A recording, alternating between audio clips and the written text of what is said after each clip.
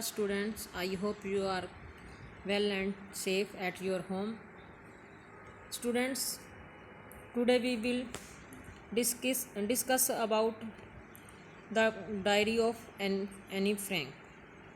It is the fourth lesson of 10th class book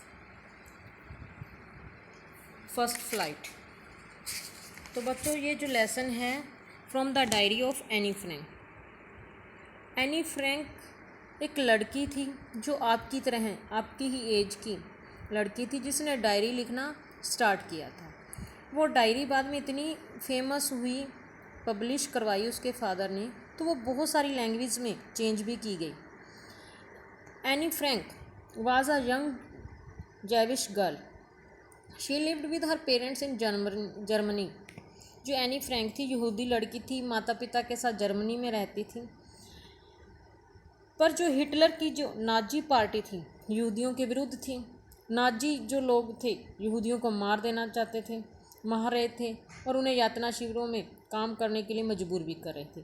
Frank जो Anne Frank है, उसका भी परिवार एक ऐसा ही था जो कि 1933 में जर्मनी से भाग आया था और नीदरलैंड में रहने लगा। बट 1940s में जर्मनी ने नीदरलैंड पर आक्रमण कर दिया और उसके ऊपर कब्जा कर लिया। अब नाजियों ने यहूदियों को कैद करना और उन्हें यातना शिविरों में भेजना शुरू कर दिया। फ्रैंक परिवार भी छिप गया। वे अपने जो ऑफिस की जो ऊपर वाली मंजिल में सीक्रेट रूप में रहने लगे। वे वहाँ 25 महीने छिपे रहे। उनके गैर यहूदी मित्रों ने उन्हें भोजन दिया। एनी ने छिपने से पहले ये डायरी शुरू की थी। अगस्त 1944 में जर्मनी लोगों को उनके छिपने का पता चल गया और उन्हें कैद करके जर्मनी भेज दिया गया। एनी, उसकी बहन मार्गरेट, उसकी माता को एक यातना शिविर में उनकी मौत हो गई और उनके पिता केवल बच गए। पर एनी की डायरी के एक भाग को प्रकाशित करवाया। इस डायरी में एनी अपने परिवार और अन्य यहूदियों द्वारा उठाई गई जो प्रॉब्लम्स के बारे में लिखती है। ये एक पूरी बुक है, नावल है, जो कि 10th CBSE में एक बुक लगी हुई है। ये जो लेसन है, केवल उसका एक छोटा सा पार्ट लिया हुआ, उसके एक डे का एक्टिविटी के बारे में बताया हुआ है कि किस प्रकार स्टूडेंट लाइफ में वो बोलती थी, किस प्रकार स्कूल में एक्टिविटीज़ करती थी, उसके बारे में बताया हुआ है। तो students, I hope you understand very well about summary of the about Anne Frank diary. Let's start our lesson. Before you read, Anneliese Mary Anne Frank, 12 June 1929, February March 1945, was a German-born Jewish girl who wrote while in hiding with her family and four friends in Amsterdam during German occupation of the Netherlands in World War II. Anneliese Mary Anne Frank, जिनका जन्म 12 जून 1929 को हुआ, फरवरी या मार्च 1945 में मौत हो गई। तो स्टूडेंट्स देखो, वो कितने साल की होगी? यही 16 साल के करीब वो जीवित रही। यहूदी परिवार में यहूदी लड़की थी, जर्मनी में पैदा हुई, जिसने दूसरे विश्व युद्ध के दौरान, जब जर्मनी ने नीदरलैंड पर कब्जा कर रखा था,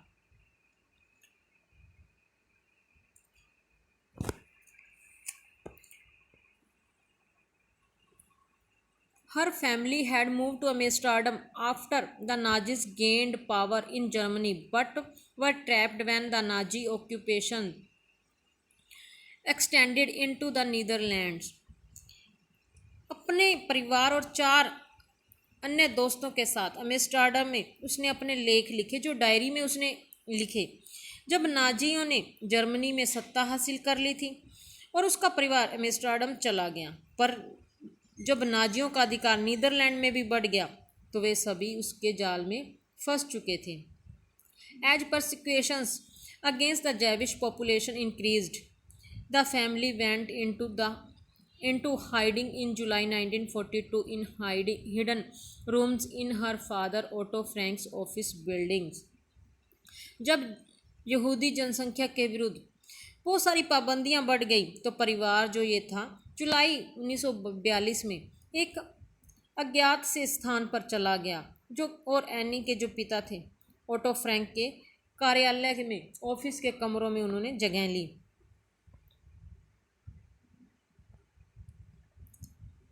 आफ्टर 2 years इन हाइडिंग, 2 साल तक वहाँ छिपने के बाद the group was betrayed and transported to the concentration camp system where Anne died of typhus in Bergen Belsen within days of her sister Margot Frank, her father Otto the only survivor of the group return to Amsterdam after the war ended. 2 वर्ष वहाँ बिताने के बाद इस group को धोखा दे दिया गया और उन्हें कंसंट्रेशन कैंप यातना शिविर में ले जाया गया जहाँ पर बर्गन बेल्सन में टाइपस रोग के कारण एनी की मृत्यु हो गई।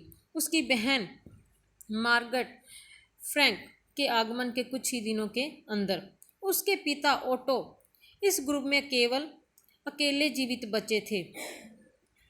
Convinced that it was to find that her diary had been saved, convinced that it was a unique record, he took action to have it published in English under the name The Diary of a Young Girl। इस बात उसे वहाँ जब वापस आए तो उसे अपने बेटी एनी की एक डायरी सुरक्षित मिली। अब उसे इस बात से विश्वास होकर कि एक केवल विशिष्ट रिकॉर्ड था, उसने इसे अंग्रेजी भाषा में the diary of a young girl एक टाइटल देकर छपवाने का कदम उठाया। The diary was given to Anne Frank for her 13th birthday and chronicles the events of her life from 12 June 1942 and its final entry of 1 August 1944। अब ये जो diary थी एनी फ्रैंक को उसके 13वें जन्मदिन पर दी गई थी। इसमें 12 जून 1942 से लेकर 1 अगस्त 1944 तक की प्रमुख जो मेन घटनाएं थी उसके जीवन की उसका वर्णन यहाँ किया हुआ है।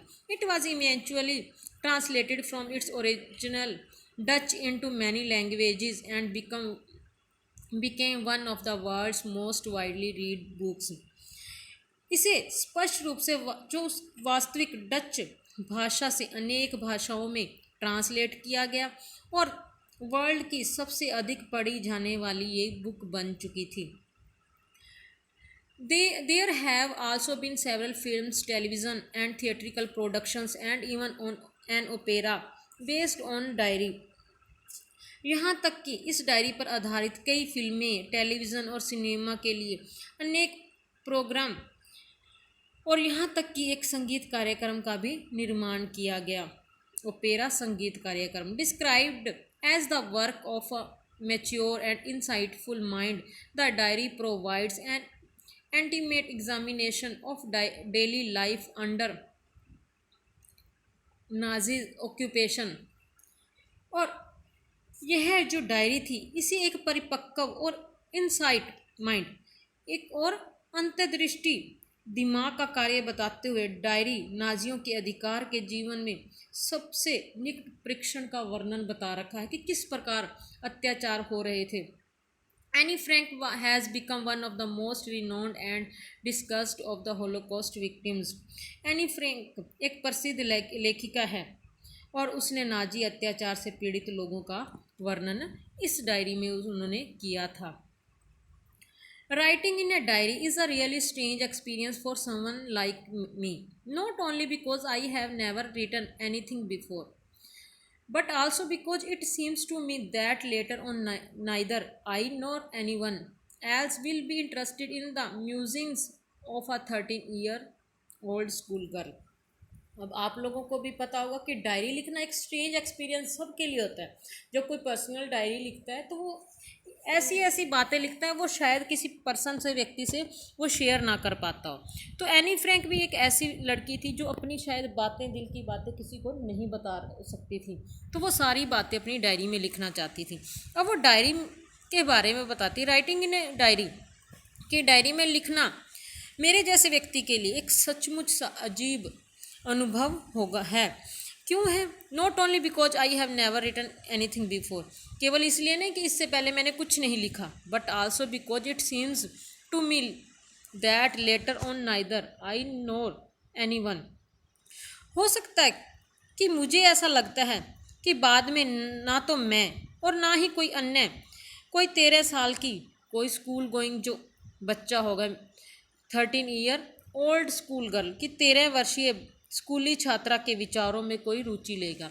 अब आप लोगों के अगर हम विचार कोई बड़ा व्यक्ति सुनता है तो कितना का इंटरेस्ट रखेगा, क्योंकि वो अपने ही विचारों में खोया हुआ होगा और उन्हें अपने विचार अच्छे लगेंगे। तो वो कहती है कि शायद जब मैं बड़ी हो जाऊंगी तो शायद मैं भी इन विचारों के ऊपर कोई प्रतिक्रिया ना व्यक्त करूं, और हो सकता है कोई और भी इसके ऊपर प्रतिक्रिया व्यक्त ना करे।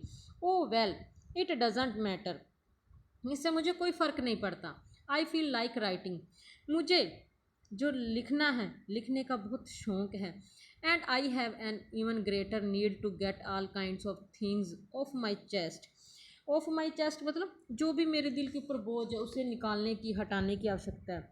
अब वो क्या कहती है कि इससे बढ़कर तो मुझे अपने दिल में जो बहुत सी चीज़ें मैंने दबा रखी है उनके बोझ को हटाने की ज़रूरत है।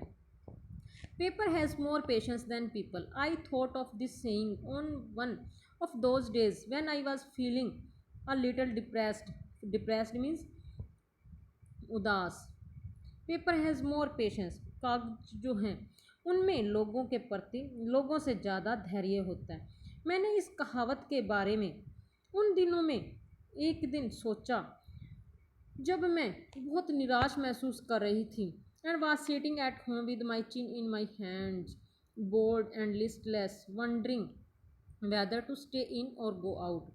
उन दिनों जब मैं कुछ उदास थी और अपने घर में चिन को, अपनी ठोडी को अपने हाथ पर रखकर बैठी थी और बोर महसूस कर रही थी और लिस्टलेस, कोई एनर्जी नहीं थी, लापरवाह थी और हैरान हो रही थी कि घर पर रुकूं या बाहर जाऊं।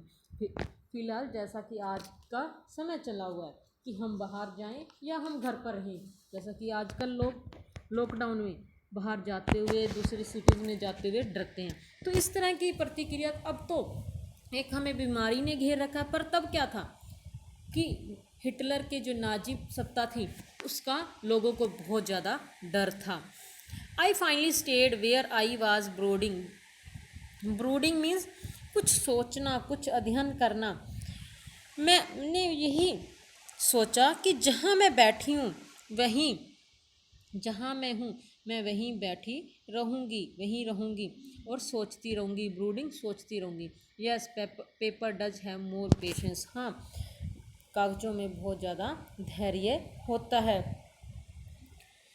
And since I am not planning to let anyone else read this stiff back notebook grandly referred to as a diary unless I should ever find a real friend, it probably won't make a bit of difference.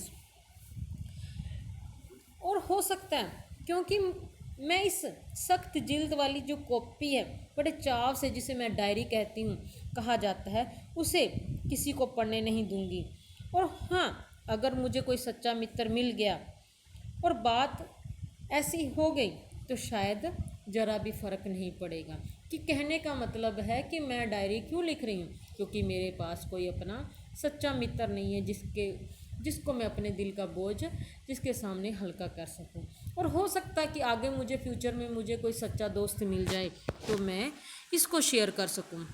Now I am back to the point that prompted me to keep a diary in the first place. I don't have a friend. अब मैं उस बात पर लौट कर आती हूँ जिसने पहले तो मुझे डायरी रखने के लिए प्रेरित किया। क्या बात थी कि आई डोंट हैव अ फ्रेंड, कि मेरे कोई मित्र नहीं है।